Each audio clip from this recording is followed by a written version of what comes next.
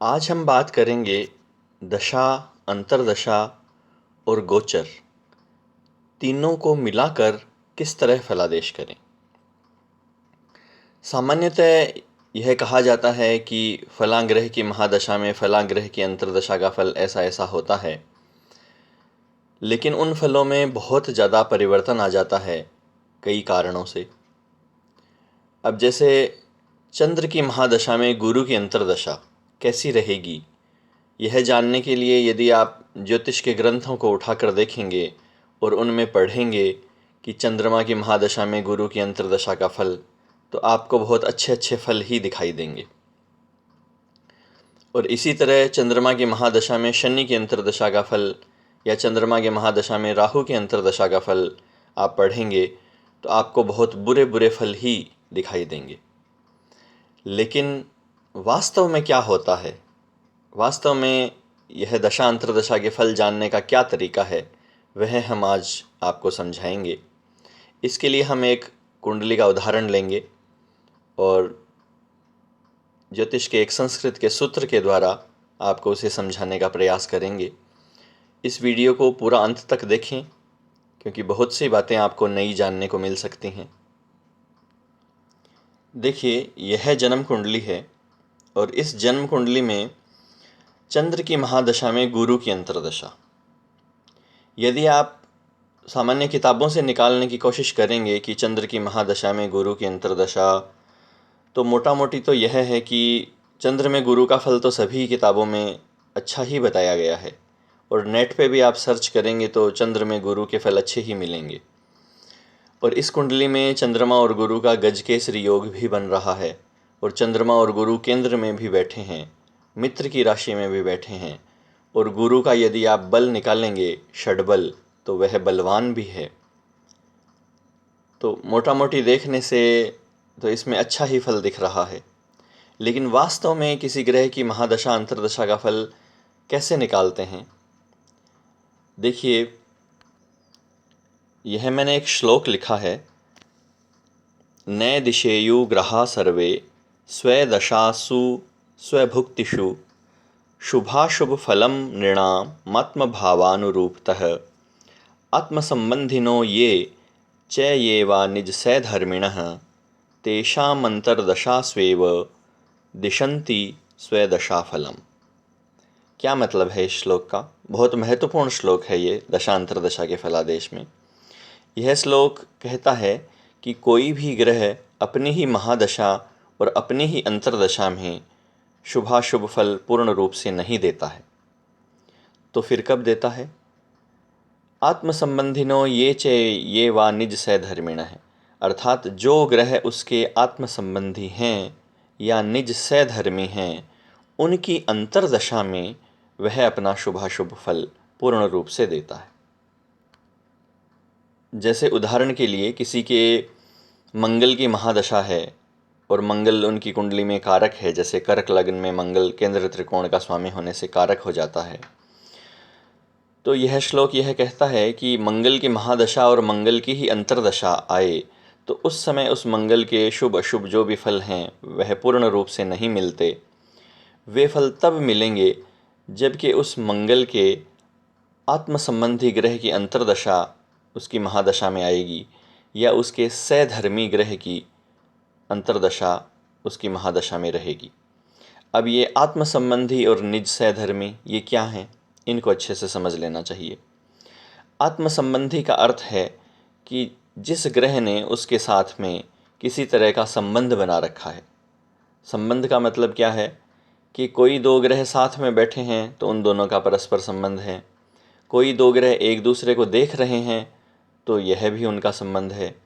कोई दो ग्रह इस ढंग से बैठे हैं कि एक ग्रह जिसकी राशि में बैठा है वही उस राशि का मालिक उस ग्रह को देख रहा है, या ग्रह जिसकी राशि में बैठा है वह उस राशि के स्वामी को खुद देख रहा है, या दोनों ग्रहों का परस्पर स्थान परिवर्तन है, यानी एक दूसरे की राशि में बैठे हैं।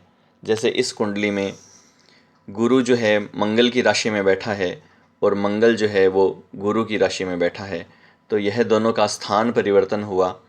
तो यह बहुत गहरा संबंध, बहुत प्रबल संबंध माना जाता है। और यहाँ पर तो गुरु मंगल की राशि में बैठकर मंगल को देख भी रहा है, यह भी एक संबंध है। और गुरु, केतु, चंद्रमा ये साथ में बैठे हैं, तो इन तीनों ग्रहों का परस्पर संबंध है।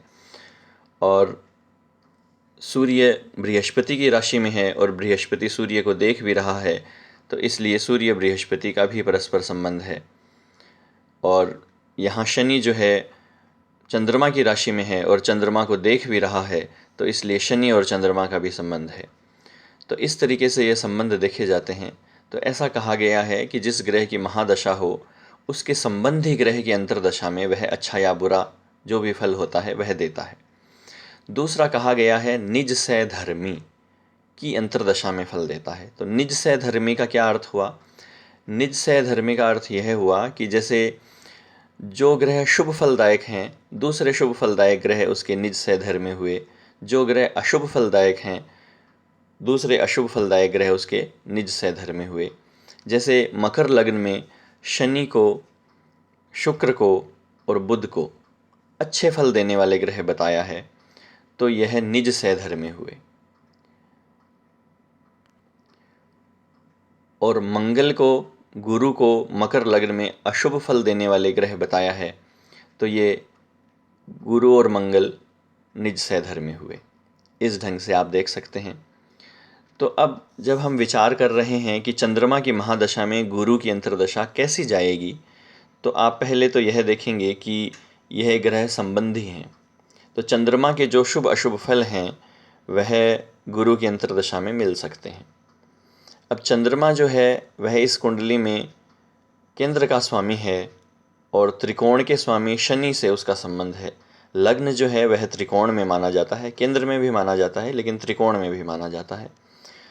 तो शनि चूंकि चंद्रमा की राशि में बैठ के चंद्रमा को देख रहा है और चंद्रमा केंद्र यानी सप्तम का स्वामी है, तो चंद्रमा शनि का यह जो संबंध है यह शुभ फलदायक है। केंद्रेश और त्रिकोणेश का संबंध जो है वह बहुत अच्छा बताया गया है, शुभ फलदायक बताया गया है। लेकिन यह चंद्रमा जो है यह गुरु के साथ में बैठा है और गुरु इस मकर लग्न का सबसे अशुभ ग्रह माना गया है, क्योंकि यह व्यय स्थान का स्वामी है और तृतीय स्थान का स्वामी है। और लघु पाराशरी के नियमों से तृतीयेश भी पापी होता है और व्ययश अपनी दूसरी राशि का फल करता है, तो दूसरी राशि तृतीय में है।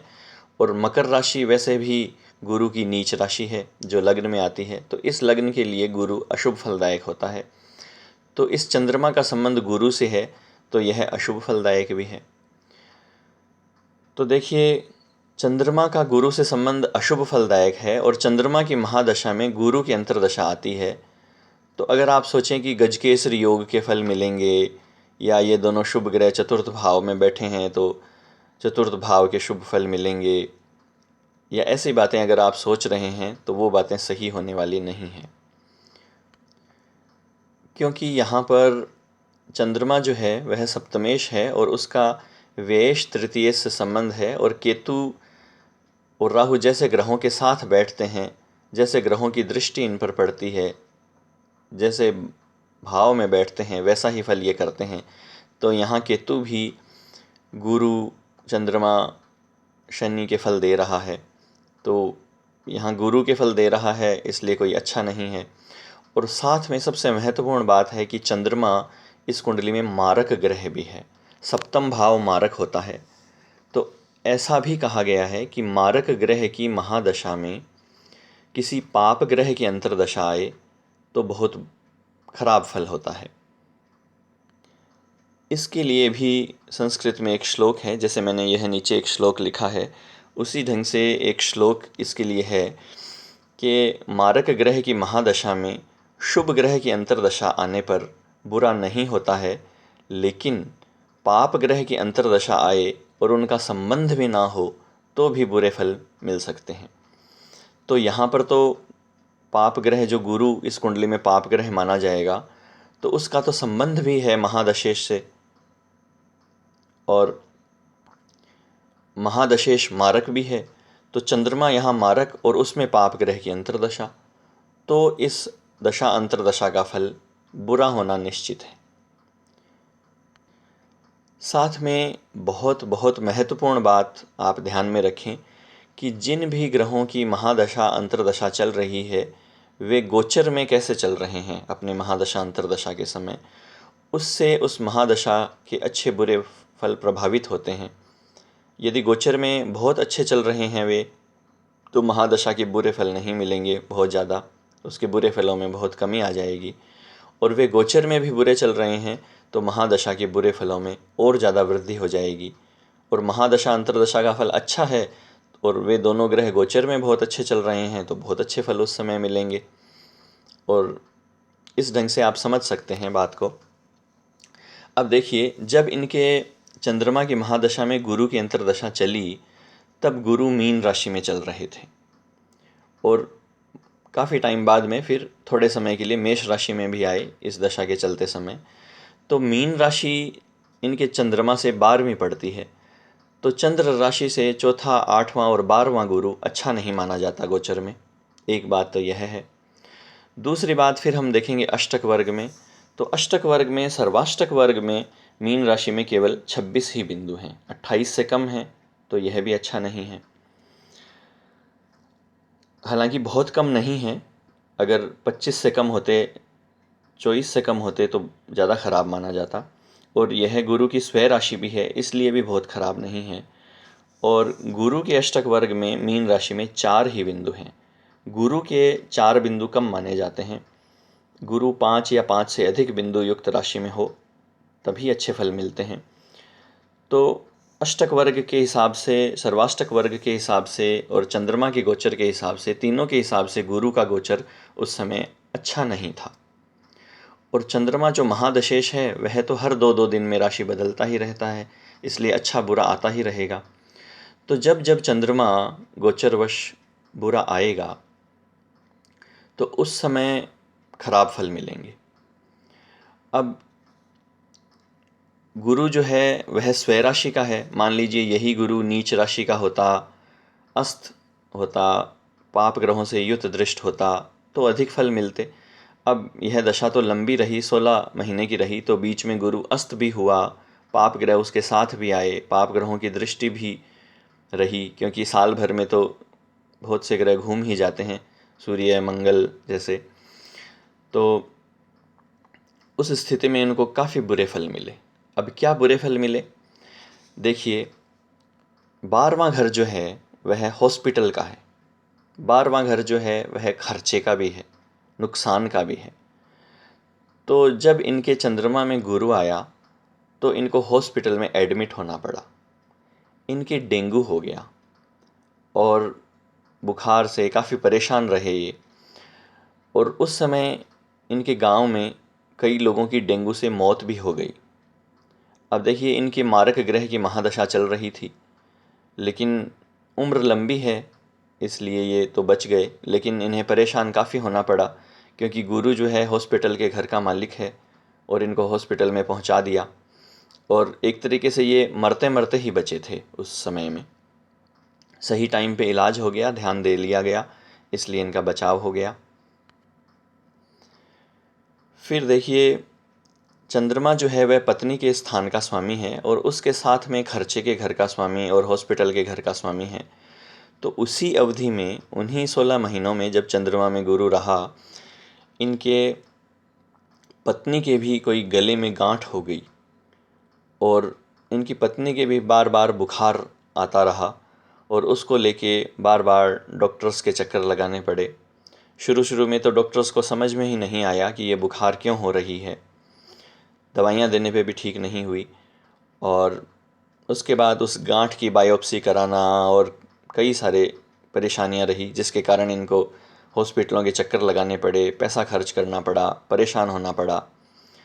तो कुल मिलाकर के चंद्रमा में गुरु का पीरियड अच्छा नहीं गया। हाँ, ये ज़रूर है कि चंद्रमा और गुरु शुभ ग्रह हैं, अच्छी स्थिति में बैठे हैं, तो इसलिए परेशानियाँ आके भी बहुत ज़्यादा तकलीफ़ नहीं पाए, सब साधन सुलभ थे और सब व्यवस्था होती गई, तो इन्होंने वह पीरियड आराम से निकाल दिया। लेकिन वह पीरियड था बुरा ही। तो प्रिय मित्रों, यह बात बताने का मेरा क्या अर्थ है कि आप केवल इस बात पे कभी भी नहीं जाएं कि चंद्रमा की महादशा में गुरु की अंतर्दशा के फल, और वह फल आप पढ़ें कि चंद्रमा शुभ ग्रह, गुरु उसका मित्र और बहुत शुभ ग्रह, और ये दोनों साथ में गजकेसरी योग बना रहे हैं। वाह वाह, बहुत अच्छा पीरियड। ऐसा कभी भी नहीं सोचें। चंद्रमा में गुरु बहुत बुरा गया तो वो जो इतने अच्छे फल बता रखे हैं किताबों में, वह सब कुछ काम नहीं आए। अब आ जाते हैं चंद्रमा की महादशा में शनि की अंतर्दशा। और आप कोई भी ज्योतिष की पुस्तक खोल के देखेंगे और यह फल पढ़ेंगे कि चंद्रमा की महादशा में शनि की अंतर्दशा का फल, तो वह फल आपको बुरा ही दिखेगा।